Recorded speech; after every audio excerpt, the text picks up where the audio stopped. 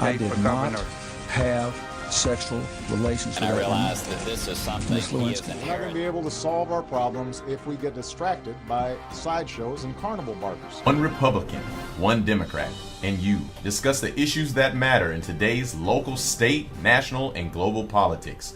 Hosted by Steve Hickson with co-hosts John Stanberry and Franklin Chansey. This is Backfire. Hey, welcome Cleveland. Welcome to another exciting edition of Backfire today. We're glad to have John and Franklin here. We're going to have some special guests here in the studio here in just a few moments, so we'll get into them and when they all get here. We're waiting on one. Anyway, we'll go ahead and start about the beautiful thing of State of the Union, which took place last night. And before we go any further, I've got something I want to play for our audience real quick. And the State of the Union is strong.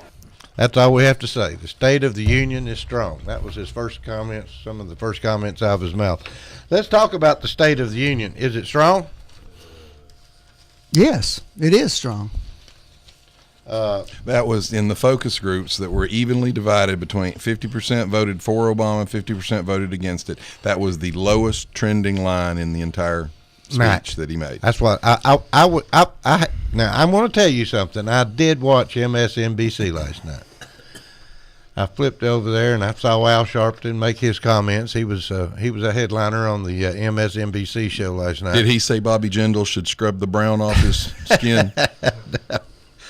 But it was amazing to me that the Democrats that they had on there as guest speakers that were putting some of them down. Point blank, they asked several Democrats if they would be in favor of the pipeline. And they all said yes. Yeah, they are. Bipartisanship. But anyway, you thought it was a good speech last night, Franklin. Tell me what you thought the best part of his speech was, and let's talk about some facts about what he said that were really facts last night. Okay. Well, first of all, I'm in the category of people who thinks that the State of the Union is one of the most important civic functions that the president engages in. It's one of our best traditions because it has an opportunity to communicate to the rest of the world that while we may have internal differences, that we're united as a country and we support each other in that regard. And I don't care who the president is when that happens. So I'm a big fan of the State of the Union. I think the president was wise to point out exactly how well the U.S. is doing relative to the other countries in the world. Our economy is clearly doing much better than all those other economies. But it always has. No, we've always been the strongest economy in the world because of capitalism and the free market system. We've always been that, frankly. Well, most of the And that's Western lesson this democracies are president actually doesn't capitalist believe in. countries, But John. this president doesn't believe in that, and Oh, that's one of the John. problems. He always views America. If you would just talk in terms of realities. Well, if you want to talk No, about talking no. in terms of reality, talk No, to this it's president. not. Everything he proposed last night is dead on arrival, and he knows it. And it was a political speech with no practical reality for anybody living in this country. I first of all, I don't agree with that. Number two, you don't know where the American people are going to weigh in on this, and presumably, ultimately, they will get some say in this. Well, they did have a say 2.5 months ago, and this president, in his own words, said, "My policies are on the ballot," and his policies were soundly repudiated by a majority of the American people. And Bill Clinton in 1996 avoided irrelevancy by understanding the voice of the people, reacting to it, and working with the Republican Congress. This president is a petulant, spoiled child who doesn't have the ability to work with anyone. It was not this president that was showing such disrespect during the speech last night from the floor of Congress. What disrespect? As has been the case throughout the president's term here, the ordinary decorum that applies to these things was not on display last night. There wasn't many Once people again- clapping for him. I can tell you that. Yes, Franklin, you're right. Once again, His Excellency has been disrespected, and we should feel bad for him. Let's I don't not feel bad for him at all, John. Millions of Let me people tell who you have something, quit John. even Let me looking tell for you a something, job. John. How was he disrespected last night? Tell me, I Go didn't see ahead. anything out When of. he made the comment about the fact that he wasn't going to be on the ballot again, several Republicans started cheering speaking from Look, the floor. Franklin, when you lean on the That- podium, no, you when you're listen. the president, That has you- never happened to a president in the United States. Well, of guess American what? history. No president glad I has wasn't there. mistreated the Constitution like this president has before. And when you That lean on would the come as podium, a great surprise Franklin, to the proponents of Richard when Nixon. you lean, well, you're right. This president, and I've said it before, he is Nixonian. You're absolutely right. He has an enemies list. He uses the IRS to punish his enemies. He is very much like Nixon. You're right. Thanks for making that comparison. I will make it all day long for your benefit, John, Frankly, when because you- the lessons of history are completely when you lost lean on the you. podium and you laugh and you joke and you take up a conversational tone, you invite disrespect. Let me add something here. This is Dan Rawls. He's a guest in the studio this morning. And we talk about a recovery, and we talk about these things, and the home ownership rate in the United States has dropped to the lowest level in 19 years. Consumer spending for durable goods is off almost 3.25% since November. There's been more closings of major retail outlets since the Lehman crash than there has been at any other time. We are in, you know what? You have a false economy because you have trillions of dollars stuck in, and, we are judging the economy based on the stock market. The stock market has relatively little to do with the middle class America. It has very little to do with anybody except those that are vested in the stock market. And so when you say there's a recovery, I say poppycock. What I say is that when I talk to people all over the country, and I look at my business and I look at most of them, most of the small businesses in this country are in a lot of trouble. We have been able to stay in business because we have cut absolutely every possible expense that we have. We are down to the bare bone. 10 years ago, I could have, I was pretty free with cash. If something came up, it was no big deal. I'm going to tell you right now, most of the people I talk to are in the same boat I'm in.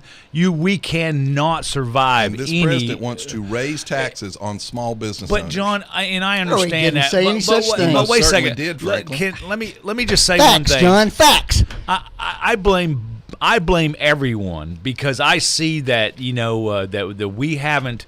I don't see any grand plan from anyone. All I see is that we just keep increasing the size of the government. What's and going on? bureaucracy. What's going on here is the same plan. Basically, he wants to keep doing what he's been doing, which has proven that it has not been successful. Now then, Franklin, I know you're going to argue about that, and that's Nobody's fine. suggesting or has said What else? that there aren't still problems in the economy. What I did say is the approach we have taken has been far more successful than all of our other allies in the approach that they've taken. Well, let me I would point out that the approach they've taken is the one that John's been advocating for the Franklin, last let 5 me years. ask you a question. So you're saying So between the two, comparing them, the results are far better from these All right, policies. let me ask you a quick question. Why does he keep refusing to approve Keystone Pipeline? Now that's across the board, Bipartisan. Democrats, bipartisan. Why does he it will keep build jobs? Why does First he of keep all, refusing? there's no that? evidence that it's going to build jobs, number Well, one. Franklin, Well, why wait a not? minute. Well, Number is two. it going to Number cost two. jobs? Number Is it two. gonna- Wait a minute. Remember, he Wait a made minute. a- he Both made a- sides, Frank. That I is want you such to an answer that insult. question. Both sides wanted this to happen. First of all, why does he keep? What if fighting it's it? only one job, Franklin, and it doesn't hurt anything? Why not? Well, because the don't hurt anything part is the problem. It's with been your 6 years. His own State Department said it was Let, okay. let me tell you what happened 3 days. Let me finish. Why will he not 3 approve days the ago, pipeline? 3 days ago, Nobody will give the answer. 3 days ago, 50,000 gallons of oil spilled out of a 12-inch pipeline, polluting the water supply on the Yellowstone River, and there are now 50,000 people who are having to have bottled water there. Really, from Franklin? a small spill. 3 days ago, a truck rolled over in You a want- creek down in you Chattanooga want and to- spilled chemicals And they out. want to run this over More the chemicals largest are aquifer spilled in the country. More chemicals are spilled through trucks rolling over on An accident. roads than any rail car. or any kind. So then I wait a minute, let me guess ask you you would something. support then. Would the Let's get rid of all of it, regulation on Franklin. the pipeline. Hey, let's go back to a fire and a stick and a mud hut, which this president's administration actually said was the most sustainable economy in the world. Would a pipeline help our economy in the future? It wouldn't do anything. No, for our it economy. wouldn't do our. It, Oh, and guess what wouldn't else? help keep And the let me- price and let down me on give you- gas. And let me give you an It example wouldn't of help- what a sham this is. Okay? Oh, Let's okay. give you an example. Tell me what it's gonna do to her. Yesterday, the Democrats, who were for the pipeline, offered the following amendments. An amendment that requires the oil that goes through the pipeline to be sold in America. Guess what? they're- Voted down by the wouldn't allow it to come up by the Republican Party. Was that a Democratic vote? No, it was No, the I mean Republicans with democracy. Democracy. Did it have a No, vote? the point is Was it that a you democracy? say that this has something to do Do with we our live in a economy do you and live our in a oil democracy, dependence, and it Franklin? has nothing to do with that. Does It's this a political president live in a sham. democracy? It's a political Franklin, sham. did it pass the House and the Senate? It couldn't get a vote. You're right. You wouldn't that's let it come up. that's democracy. Matter of fact, when we mentioned 358 votes passed overwhelmingly in the House, wouldn't even be allowed for a vote by Harry Reid in the Senate, you defended that just a couple of months ago. What's the difference? Oh, and by the way, Franklin, you talk about this president and his results. Stop putting words in my mouth. I never said that. In fact, I said the problem was the whole darn system was broken. The and problem we weren't wasn't. voting on That's the problem right there, Franklin. The problem wasn't the whole darn system. The House Republicans and the House Democrats, they argued, they took a vote, they passed a bill. Harry Reid, the Democrat presidential advisor and leader, wouldn't allow a vote. They had an amendment yesterday to require the pipeline to be built with American steel. Wouldn't come up for a vote. So the what, Republicans Franklin? wouldn't allow it. You're right. So don't tell me that you care about jobs. Listen, You don't care about Not jobs. what Steve asked you. The point is, that's how democracy works. One person thinks one thing's a good idea, someone else thinks something else is. They debate it, they vote on it, and a bill comes out. And guess what? This president doesn't respect democracy because while you may disagree with this or that, you respect the vote and you pass the bill. What Steve asked you was, irregardless of these little details, why would the president not sign the Keystone Because Pipeline it's a bill? bad deal for America. Overwhelmingly, the American people want it. Is that his thought process? It's not America's thought process. The polls show Who's America? 57% of the people want it. One of this president's advantages is he does not appear to have governed from the basis of the daily polls. Because he's a dictator. No, he doesn't want to go along with what Americans want. Now, Franklin, he doesn't you're want. saying- I mean, the Americans. It's proven. Which it will stay. things? Which Americans? The polling data shows 57%. There's one right now that we can vote on tomorrow if he would get off his butt and let it happen. And do what for America? 6 years of study, Franklin. No, it doesn't create any jobs. It doesn't get us According off to foreign who? oil. According to who? According to whom? His own A administration. Canadian pipeline to ship oil overseas is doing nothing Franklin, for America. First off, it doesn't make economical sense to ship it overseas. Economical? The largest producers who can actually refine that are in the Gulf states. Why would you ship it down there, then put it on boats at $4 to $5 more per gallon to ship it somewhere else to have it refined? That economic argument doesn't even make sense. And by the way, Franklin, that's a shift right out of the talking points because originally this thing was bad environmentally. Well, now his own State Department, Obama's State Department, studied it for years and said it's not bad. So now you all have shifted and go, oh, it doesn't make economic sense. It's about jobs. But Franklin, why would he veto something that the people want? What the State Department said. What they said. 42,000 jobs, his own administration said it would. Now, we think it'll build more than that. But his own study showed 42,000 jobs. What it showed was 42,000 temporary jobs, averaging Are you against that? Are you against that? No, I'm not against Then that. But what I am saying to you is the idea that the Keystone Pipeline is some be-all and end-all for the economic Nobody woes said that. of this It's country one bill, is Franklin. absurd. It's one bill with bipartisan And what support. the president say last night? If you Bipartisan want to support. do something about jobs, let's do something about infrastructure. So you're That'll be a saying- big one. You're saying that you got to go based on results. Like you said, 50 years of the Cuban embargo hasn't worked, right? Sure. How would you pay? About Let me the economy. Go ahead. Hang on just a second, Dan. I'm sorry. Let me ask you a question. over the last, since 1960, the last 50 years, we have spent $22 trillion on anti-poverty programs. The government has spent $22 trillion to help people out of poverty. Okay. The poverty rate has remained absolutely unchanged, unmoved. So if your argument that John, 50 years of Cuban policy John, hadn't worked, why the hell won't you John, accept that 50 years of big government spending hasn't worked? John, Oh, I'm sorry. That's Perhaps. convenient for you. So Perhaps. you'll switch to another perhaps, ideology. John, you could get your head out of your Fox News hole and Wait, try wait. to remember what poverty was actually like in the 50s and early 60s in America. Maybe you never had the opportunity to go through rural Oh, Mississippi so now you're making and my learn what argument poverty that they've really changed. was. Now you're making my No, own argument no, what I'm that they've saying changed is the definition of poverty. they have. Okay, so once They again, have. Franklin, if you're living on the government and you've actually got more than the average taxpayer, that's another problem with that. So thanks for making that point. The whole What thing are you has been talking it's about? been a disaster. You haven't moved anybody out of poverty. All you've done is you've moved them onto the backs of other hardworking American taxpayers, and you won't recognize that fact because it doesn't fit your liberal progressive ideology. My liberal progressive ideology is that we need to help people get jobs. If we're going to And do this that, president has been and this dismal at and that. so this president said what? Last Dismal. night? What did he say last night? He said that people who are working, we ought to provide some help for. Who's that, Frank? Are you talking about the child thing? Yeah. All right, let me Are you opposed to that? Well, yeah, actually, Wait a I am, minute. Franklin. Okay. You want to know why? You want to know why? Take two families. Both of them make $50,000 a year, okay? One family says, I think it's important for the wife to stay home and be able to take care of our child. So they decide to stay home. The other one says, I'm going to go get a job. And the president has offered a tax credit to pay for child care, and he's offered a bigger deduction if you're a second employed family member.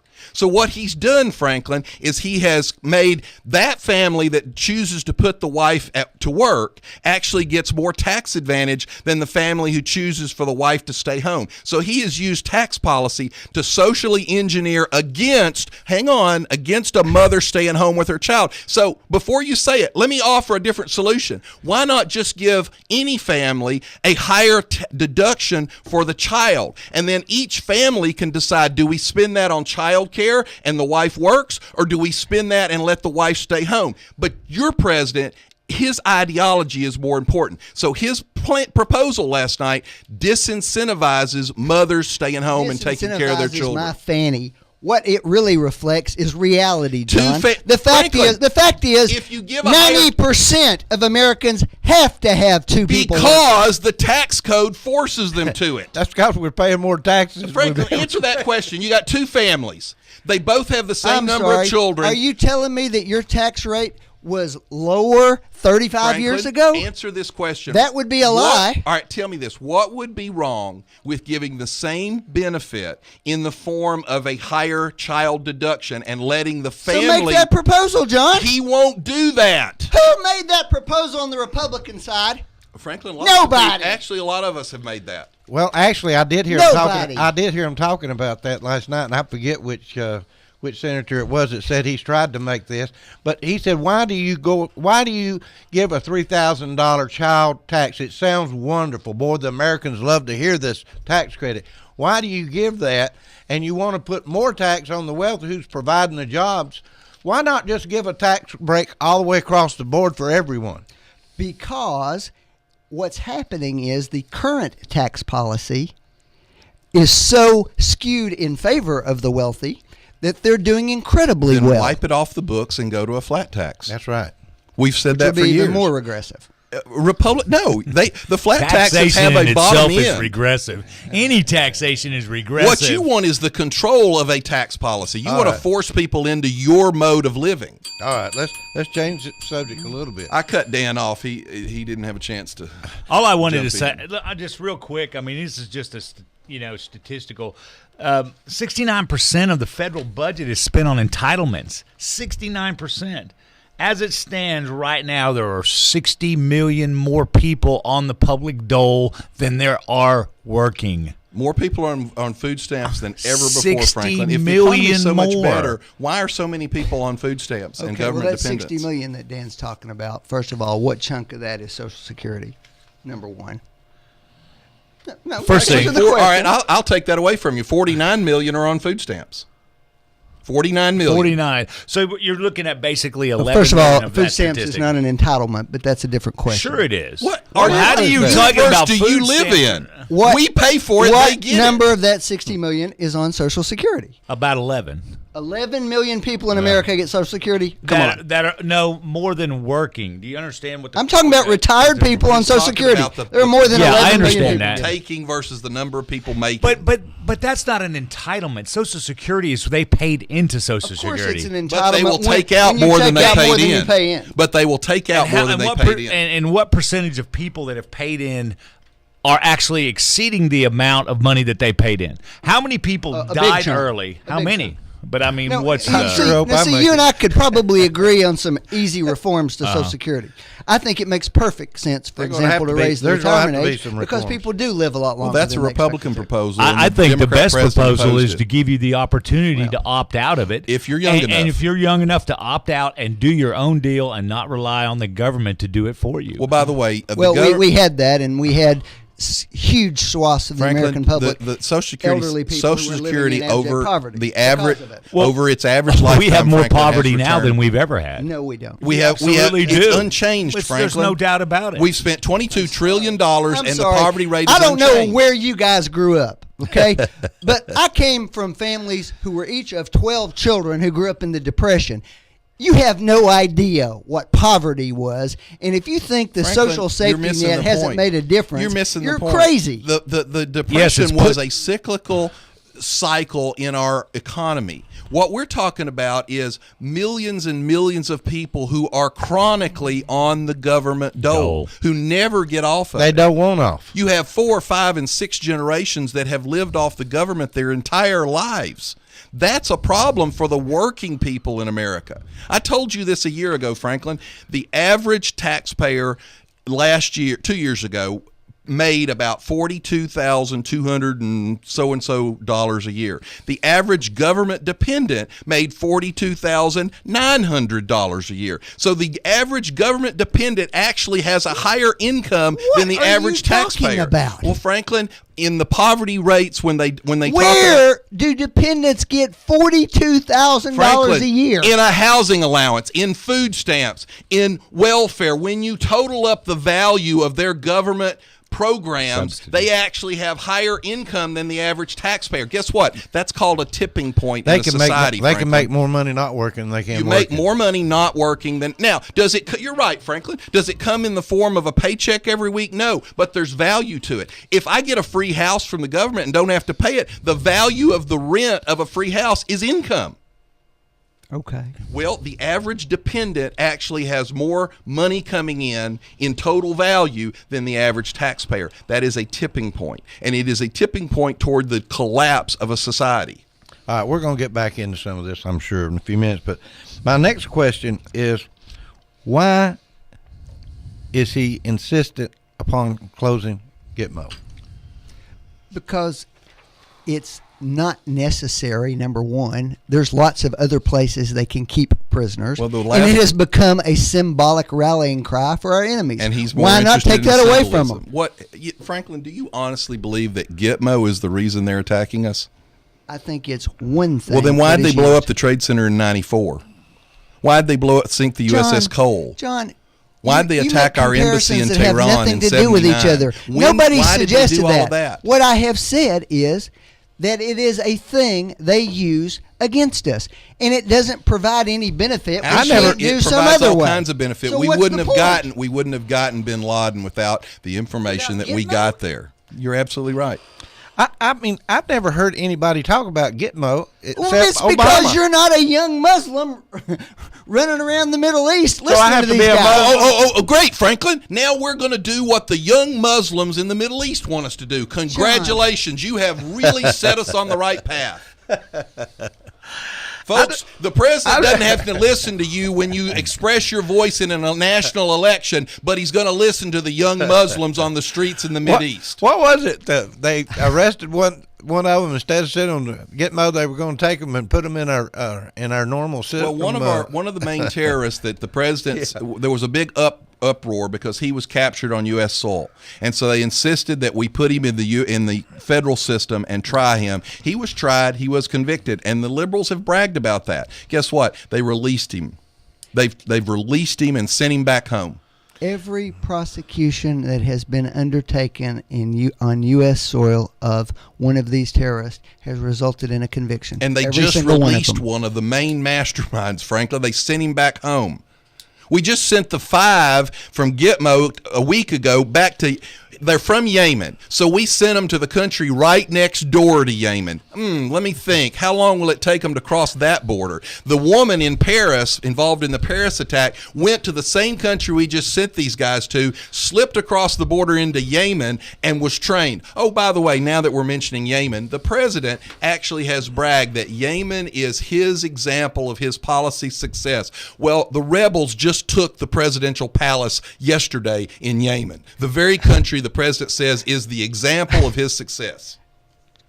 John, what the president has said is that we've been cultivating some folks in the Middle East who are working with us. That is, in fact, Franklin, happening. The world is in turmoil. Number two, the rebels in Yemen are not Al-Qaeda or ISIS. That's an internal civil war going on. You know what, there, Franklin? which is, I'm not saying is good or bad. I hate to break this to you. That's actually what's happening. It would be helpful right, if we Franklin. talked about facts. You're right. Let's talk about facts because, folks, when one of your loved ones is on his knees in an orange jumpsuit and there's a guy standing behind him with a razor-sharp knife sawing at his neck and severing his head, as long as it doesn't go by the name Al-Qaeda or ISIL, then it's not anything for you to worry about, okay? That's Franklin and the president's vision for this. Apparently, we're going to segment all this off. We're going to go, well, oh, they're not ISIS, they're not this, they're not that. You know what, Franklin? If they're killing us, if they're killing people, we have to deal with it. All right, so now, wait a minute. I want to make sure I'm clear about this because I listened to the opposite argument from the Republican Party for 30 years. Are you now saying that if these folks are killing people over there, that we have a duty to go in and do something about it? Well, Franklin, I'm asking you straightforward because this is where I lose my shirt talking to you because I have listened to you guys for years and years and years say we need to keep our nose out of these other people's affairs. And now you're here telling me we need to stick our nose into it. Everything is a balance. Which is it? Everything is a balance, Franklin. Of course, we should try to stay out of anywhere we can stay out of. Okay. But there are times when, like, for example, Iran. The reason we're messing with Iran is because we don't want them to get a nuclear bomb. Because when they get a nuclear bomb, everything in the whole world will shift. Now, this president doesn't have enough sense to know how you negotiate. What you don't do is you don't remove the sanctions, which, by the way, Senator Robert Menendez, Democrat from New Jersey, is one of the big pushers for reestablishing the sanctions on Iran, which the president has said, I will veto. Mm-hmm. You know, his way of cooperation was to announce 5 different vetoes before legislation was even produced. But Menendez wants to put that back. He went to Iran. He said, I'm going to relieve the sanctions for 6 months. At the end of 6 months, if we don't have an agreement, the sanctions are going back in place. And not only that, but harsher sanctions. But what's Wait a minute, Frank. happening? Wait a minute. I'm going to tell you what's happened. At the end of the 6 months, we had not produced a result, and he went, I'm going to extend them for 2 more months. Mm-hmm. At the end of those 2 months, he said, I'm going to extend them 2 more months. Franklin, I'm going to tell you something. When you're negotiating, let's say you're just trying to buy a car, and the guy says, I want $10,000, and you offer 5. And he goes, no, I want 10. And you go, okay, well, I'll come to 7. He'll go, well, okay, I want 10. Well, okay, I'll come to 8. When you keep giving, the other guy says, hell, why should I give anything? This president... Well, first of all, they did give Last something, night, this number president one. secured his place as an irrelevancy in America. He was explaining the way he negotiates last night, and it almost made me feel like he was Cassius Clay or something, and he'd come up with some way of negotiating called like rope or dope. You remember Well, the I old don't know if rope you noticed, but Muhammad Ali kept winning. Oh, Muhammad Ali. Well, I'm yeah, sorry. that's that the was difference another between change, Muhammad name Ali change. and this guy. The Cassius Clay and Muhammad won. Ali. See, the problem is Ali actually had the skills and the power to back his claims up. This president doesn't. By the way, Franklin, in the polling data just this week, what's the number one issue that Americans are concerned about? Probably ISIS, I would say. How much time did the president devote to world security last night? Next to nothing. Actually, 60% of the speech was on foreign affairs. Franklin, I don't know The what largest, speech. there's the largest percentage. I don't know what speech you were listening to. It was probably 50 minutes in it before he even mentioned it, and he spent 2 paragraphs on it. He never mentioned Al Qaeda, which, by the way, he said was dead. Franklin, is it dead? He said it was decimated and basically a non-event anymore. Well, tell that to the people in Paris. All right, we're going to take a break. We'll be right back. And the state of the union is strong.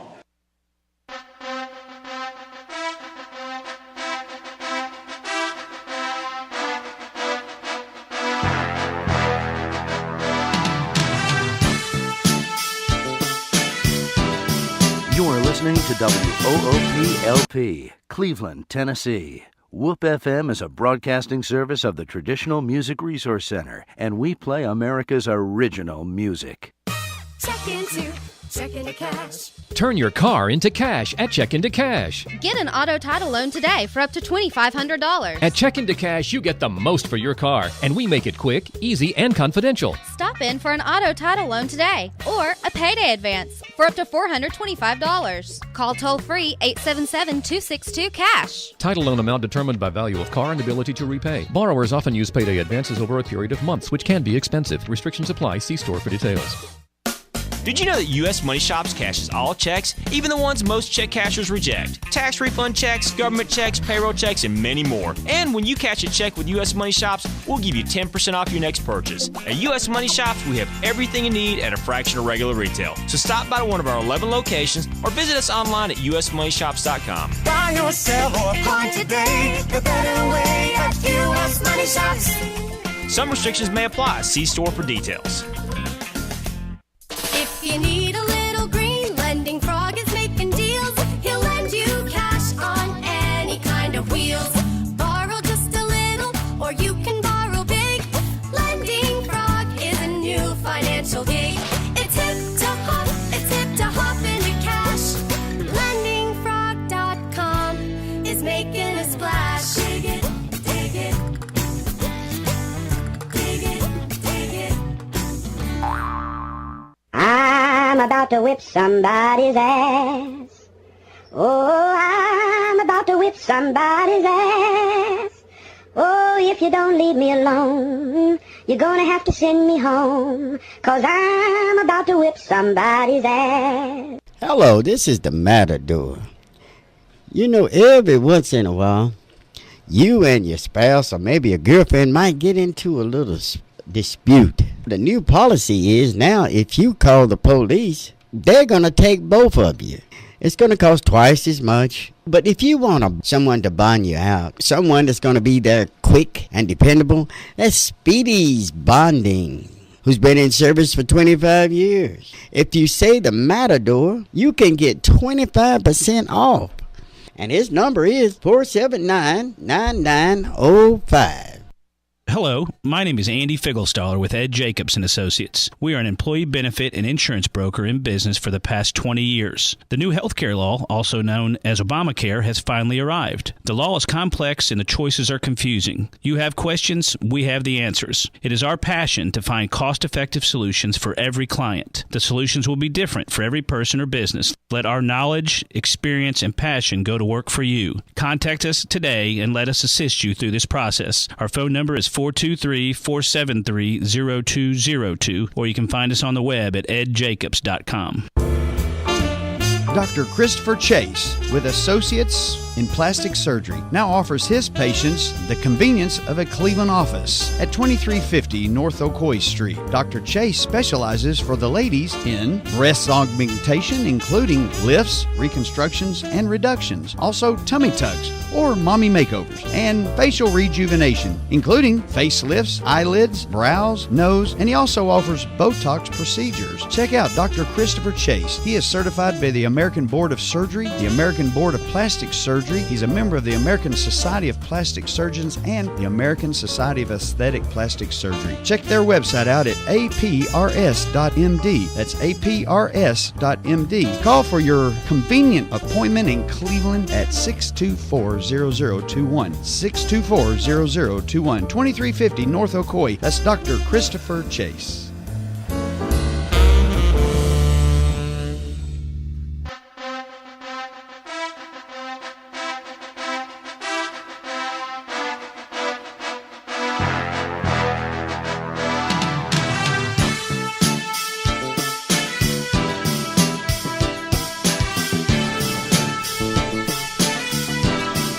All right, we're coming back in after the break. We've got Charlotte Pete Jones on the telephone. She was going to come in this morning, got tied up with some things. But anyway, Commissioner Charlotte Pete Jones, and also we have Dan Ross, County Commission, in the studio this morning. We wanted to talk a little bit about the Bradley County building codes. That was voted on last night, I believe, and it passed by an 8-5 vote with the Bradley County Commission. And basically, they were voting on the international building codes in Bradley County, matching up with the Bradley County building codes. First of all, I've heard a lot of people that seem to be against this, Charlotte. I know you're for it, so I'll let you go ahead and speak first. You presented this to the County Commission yesterday, and give us some insight on why that Bradley County should have these building codes.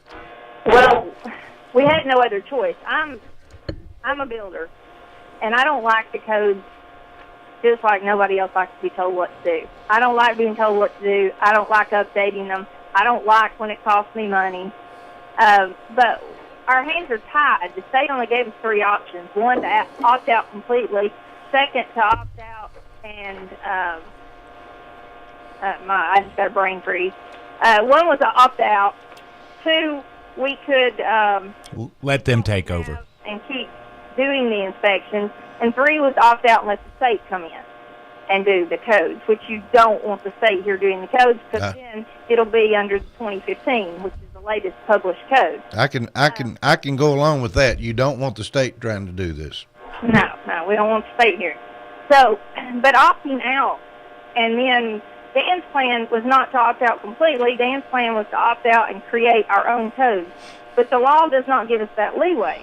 If they approve your codes that you opt out of and create, then it's okay. But then they have another little phrase in there that says if you do that, they have to be as stringent as what the state is operating under, and they can be more stringent, but they can't be less stringent. Well, no codes have been sent to the state to be approved, so I had no option to vote to opt out because we had no current codes to send to get approved. You got to get that approved before you opt out, and then. What was the rush on trying to get this approved? Why did we have to vote on this ASAP? Because it hadn't been ASAP. It's actually been like 4 months, but we have to stay within 7 years of the latest published code. So there's no hidden agenda. There's no, I don't get anything back for building inspectors coming out and inspecting my property. Yeah. I mean, it makes, the increase of cost go up. We were just getting involved in this a little bit on the radio show here, and we were taking it from what had been printed in the banner. And really and truly, we hoped that we could have some debates about this live on the air, and then next thing I know, it was being voted on. And, today was the first time we had a chance to get somebody in here to even talk about it, because we're not experts on building codes. So, it was voted on before we really had a chance to get the word out to the public and see what the feeling was. So I just felt like, maybe it was being rushed. You said it was something been going on a long time, so I'm not aware of what took place. We have until March, actually. Okay. Well, let me let me phrase this a little differently. And I understand what Charlotte's saying, but I also say that, had we had multiple options here. One of them, we could have gone to the 2009 codes instead of the 2012. The other thing is that I took what my proposal was.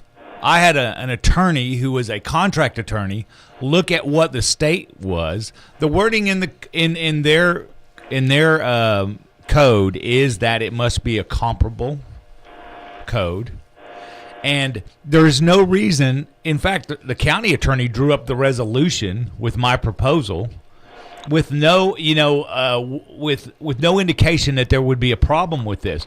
The main problem I heard from people, well, nobody else has done it. Well, that's not true.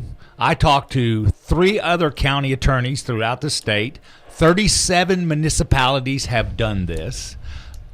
27 of them are counties. So in Tennessee? In Tennessee. So this is absolutely doable.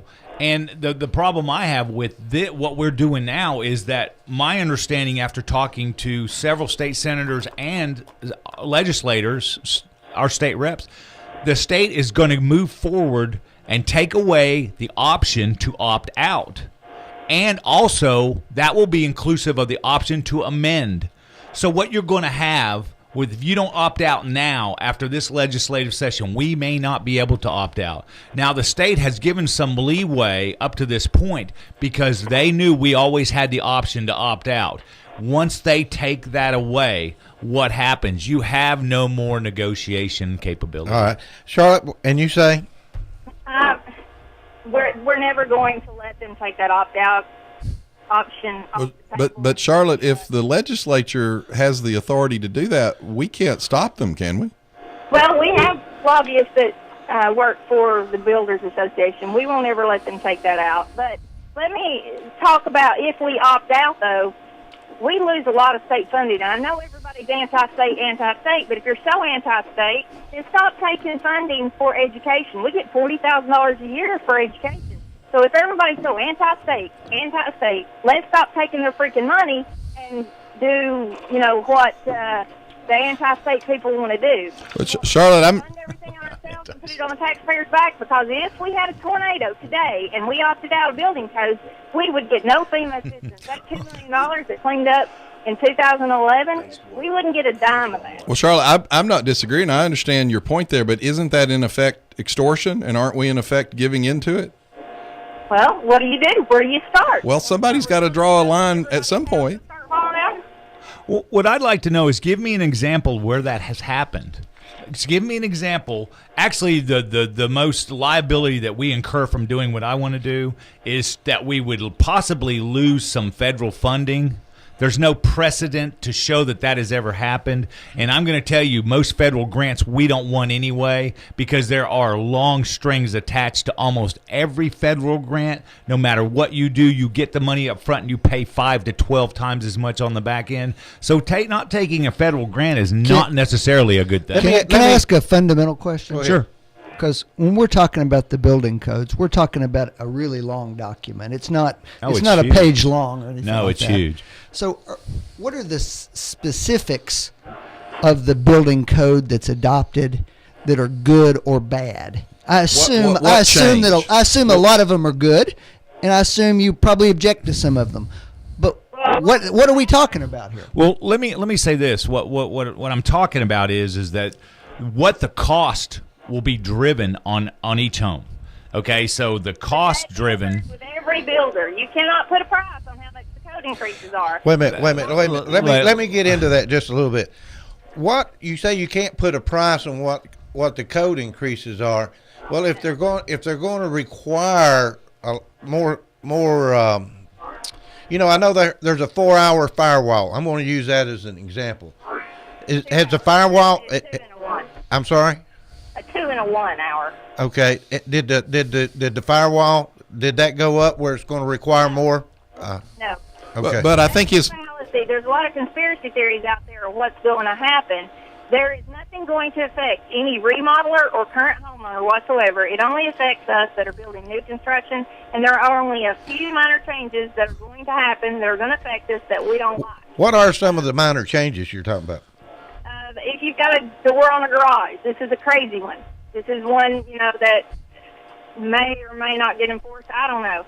But it's a garage door that goes between your home and your garage. Right now it has to be without glass, it has to be fire rated.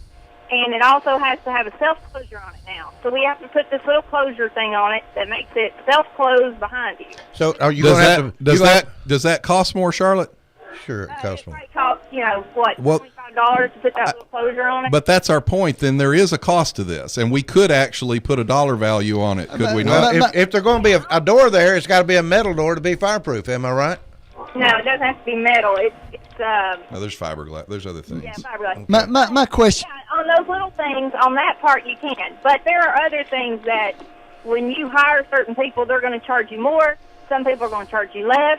Some are going to do that closure piece. Some are going to get the cheapest one that there is, which is $25. And then others are going to go out and buy the real expensive fancy one that costs $100. So that's what I'm saying. The builders differentiate between how much it's going to cost. Right, but if you didn't have to have it at all, even if it's $1, it's $1 more. True, that's right. What are some other examples, Charlotte? What are some of the other examples? Other options. Well, I've heard all kinds of stuff that, you're going to have to be licensed to build a remodel. That's not true. The federal mandate on that is that $25,000 is anything over $25,000 you have to have a contractor. It's a state mandate. So that's not even, or no, it is federal. That's not even in the state. That's beyond our control. That's not in the codes that we adopted. That's a state code that says, hey, if you build anything over $25,000, you have to have a licensed contractor.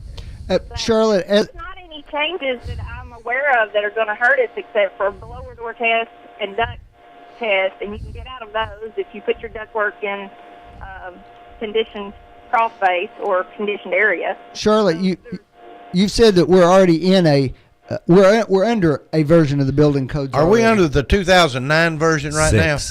2006. Okay. 6. And you said it had to be updated every 7 years? Yes, we're adopting the 2009 Energy and 2012 IRC. It's two different ones you have to adopt. Charlotte, in the name of just, trying to, I guess, accommodate everybody and to have time to talk about this, what would have been wrong with adopting the 2009, which would have bought us a whole nother year to have talked about this? 2009, we had to stay within 7 years, so 2009 is already up. Like now, we had to adopt. No, it's 6 years. 2009 would have bought us another year. If we had done it in 2000, when did we just adopt 2006? 5 years ago, 6 years ago, we would have to adopt it then. So now we have to we're just adopting the 2009 Energy instead of the 2012 Energy because the 09 Energy is better than the 12. The 12 was more stringent, and later we have noticed that the 2015 Energy is better than all of it and takes out a lot of crap. Now I know the heat and air is going to be affected pretty much by this, isn't it? You're going to have a controlled crawl space now. So instead of insulating your floor, you're going to have to insulate your walls. No, that's a fallacy. No, you do not have to. You can continue to insulate under your floor if you choose, or if you insulate your crawl space and you can put your ductwork in it and not have a blower door test. Yeah, but that's my point. If you don't insulate the crawl space, then you've got to insulate the piping and ducting and have it, everything's a cost. Yeah, but you have to do that anyway. Well, let me go back to this. And even in the article in the Times Free Press, you acknowledged that the cost could be up to $3,000 per home. That was your own acknowledgement. And when I look at the National Association of Home Builders' own website, they indicate in the Climate Zone 4 that we're in, the cost of implementation from 2009 to 2012 is between $5,000 to $7,000. The same National Home Builders Association says that every time you raise the price of a house $1,000, you take over 200,000 people out of the market for a mortgage for that home. So therefore, if you raise the price $3,000, then you've taken 600,000 people out of the market to qualify for a mortgage for that house. You know, there's no safety involved. That is one of the emotional arguments that's always thrown into these things to try to get. We don't miss $3,000 on a house because I don't know if you know anything about this. Well, that's what you said. Charlotte, I'm just going by what you said. That's what you said in the Times Free Press. Too, I have not been within 10,000 of that sucker. Well, let me ask another question. People increase it. You got your subs that increase it. It's not the building codes that increase it most of the time that you're going to make it. That's what you said in the Times Free Press. That's all I know. What's going on? Hey, let me ask the question. Is this going to require additional inspections, any of this? No. No, it's not any additional whatsoever. It's the same inspection. Is it going to require additional? Is it going to require additional permitting? No. No. Okay. Well, Charlotte, I would have to say, despite whatever we all sit here and discuss and argue about, the point of all of this is a government above us forcing their will on anybody below them. Is it not? You and Dan may disagree, but the government above you forced this decision on us. Yes, we had no option.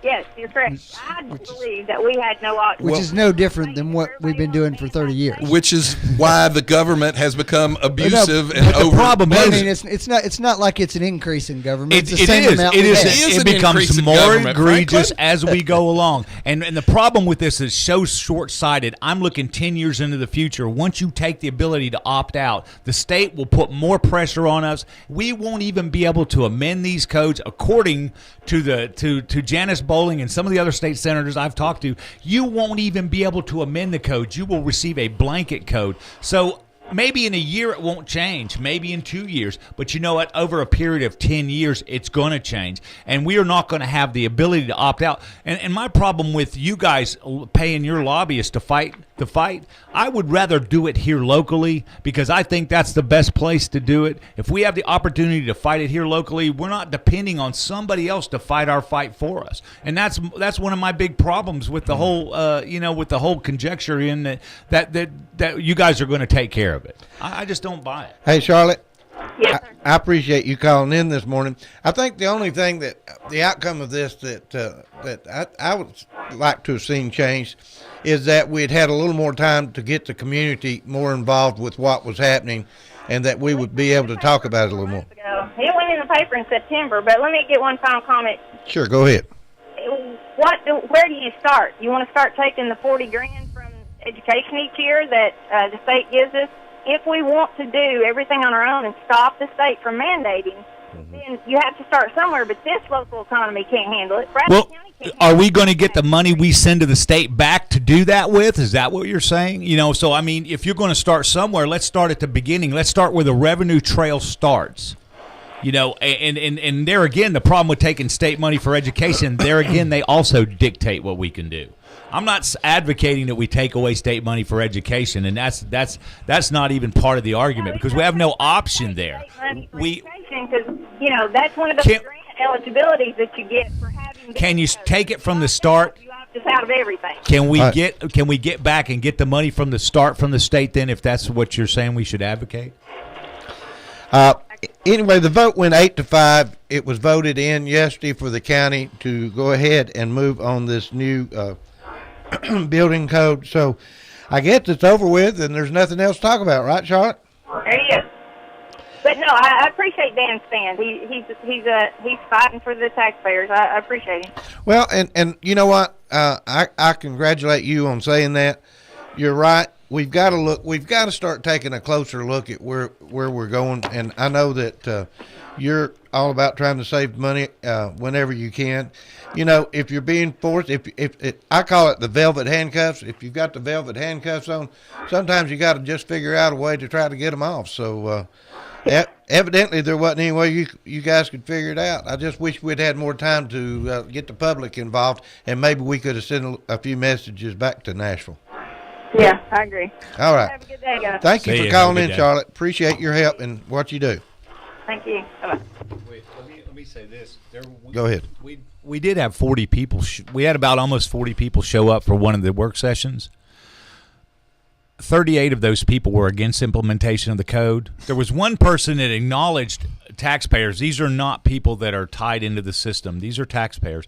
We had one person that misunderstood what was going on, and actually once I again explained what I was trying to do, she was shaking her head in agreement. So therefore there was no citizen at that meeting that was for this code increase. Well, to me, a compromise would have been if you could have adopted the 09, which would have bought us another year, and maybe you form, Franklin served on some committees that studied some of these issues.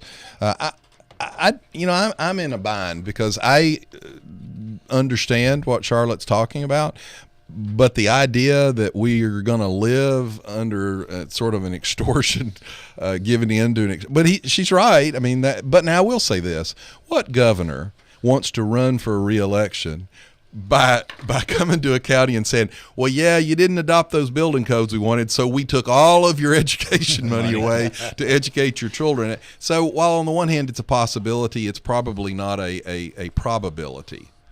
Well, I mean, how are you going to do that? Now, as you do things like that, you force people out of the system. So, I mean, if the governor if they start attacking education and people start pulling their children out of school and going the route of homeschool, you know what? Will decimate the school system. So, I mean, there's a balance there that you have to achieve, and it seems to me the starting point ought to be, are the codes good or bad? I'm not taking a position on that because I'm not a builder, but that's the starting point. Can I answer that, Franklin? The building inspector here told me that the codes that we have now build sound, safe homes. There is no reason to go away from the codes that we currently have, other than the state is pushing us out of that. Well, here's the problem. That doesn't mean the codes we have now can't be improved. That's true, but Franklin, so, whether it's good or bad is the starting point. There are people. It's not like we don't have any codes. There are people that, for example, would like us to have one unified national code. Well, doesn't work. A because home of different in Ohio Right. has to have a lot more insulation than a home in Florida. It doesn't work in a purely urban environment as opposed to a community that's more spread out. So there are differences and reasons for differences. But by the same token, I think most people would agree that there are minimum standards for construction that are good for the community. But that's the problem. Who decides what minimum is? No, I'm not disagreeing with that. But I'm saying we've got that. There's nothing wrong with looking to see if we can improve them, and it's reasonable to make those improvements. That ought to be the starting point for the discussion. Should that not be done locally? Well, I don't know what locally means. We have state representatives here who go to Nashville. Have you ever tried to get anything done in Nashville? What does it mean locally? Does that mean Charleston can have its own building code? County. What is the constitutional entity that we're talking about, Bradley County? Let me lay out more of an example that doesn't fit really either one of y'all. It just sort of talks about what it is. For example, Franklin, you're right. I believe in our government. I believe the state legislature can do the right thing. But here's the problem. What organization of purely homeowners is there that could combat, let's say, the Building Supply Contractors Association? And here's the problem. What point do those two disparate groups have? A homeowner is saying, I want a safe home that's economical to buy.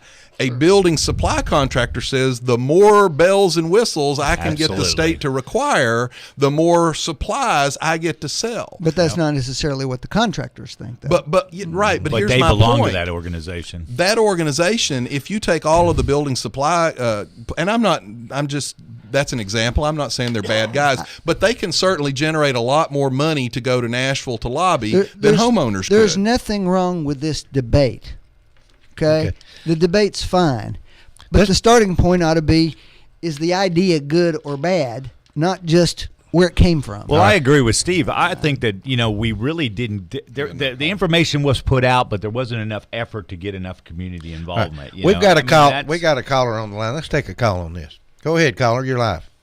Well, I'm a builder, and I'm listening to Franklin and all of y'all have this discussion, and I guess the big thing for me is looking at cost benefit or setting a base, and then having the homeowner, who is an educated person coming in to purchase their home, make some of those decisions as to what they want for additional safety issues. Do they want an alarm? Would they like to have sprinklers? But to require all of that up front puts too many people out of the market. I agree with Dan from the aspect that if you look at the medium income in Bradley County, we need to have that discussion. And what we've done right now is we've pushed a lot of people out of the market. Why do you think you see all of these people coming in from out of town, from in town, and building rentals in our community? Because they know what we've done in Bradley County is we've created a huge rental income for, a different business. Now, I guess that's the America way, but, I thought part of what we were supposed to be doing is looking at home ownership. The second thing is when you look at a home and you have it evaluated or appraised cost per square foot, the formula that has been developed by Dodd-Frank doesn't take into consideration any of these new costs that are being put on by these codes. So a house built in 1990 versus a house built now, cost per square foot, it's going to appraise approximately the same. So who's going to bear that cost? Or are you just not going, are you going to shrink and then hit the building market in the eye again? Because I think that's what you're doing with a lot of these things. That's something we talked about last week, and that is true. What happens with these things is they increase the cost to build a house, but under Dodd-Frank, the appraisers have a set formula to appraise the value of a house. Based on the square footage. These increases in what you're putting into the house are not reflected in the appraisal, and some people will go, well, what difference does that make? Well, here's what difference it makes. Let's say it adds, you got a $160,000 house, and now that's a $168,000 house. So when you go to have it appraised, when someone says, I want to buy your $168,000 house, he gets a $160,000 appraisal. The bank won't loan him the money. That's right. You lose that sale. He either has to come up with that $8,000 extra, or you lose that sale. So there's some disconnects here that people don't seem to be really too concerned with. That's a good point. All right, caller, thanks for calling. All right. One more thing, we've got to wind this up, but I'd like to say that the State of the Union speech last night, I didn't feel like it was anything but a pep rally for Mr. Obama to basically come out and tell everybody that he was still here and he had 2 more years. So I'll let Franklin, I'll let you have the last comments. Well, I think that the president made clear that there were areas that we could probably find some common ground, and areas. What areas did he make clear? I would think his trade proposals are much more popular with Republicans. They are, and his Democrats aren't going to support it. But tell me an area that he actually said, I will compromise with the Republicans. Without saying, didn't I just say that? The Republicans. But his own base won't compromise. That's not going to probably get out. But you have the majority.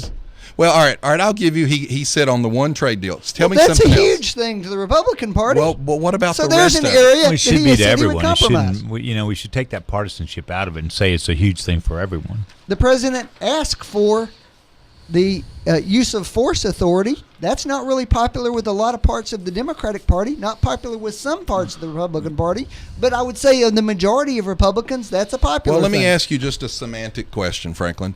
On the front end of a new Congress, before they even went into session, do you think it was a good thing or a bad thing for him to preemptively announce all the different concept bills that he would veto? I think that's fine. This president has used his veto pen less than any president in this century. Well, that's because he's had his own Congress, which, by the way, he hadn't accomplished anything with, but he still bemoans his lack of accomplishment. All right. Well, I hate to say it. We've got a lot we could cover today, but I guess we're going to have to call it another day, and we'll see you next week. Thanks, everybody.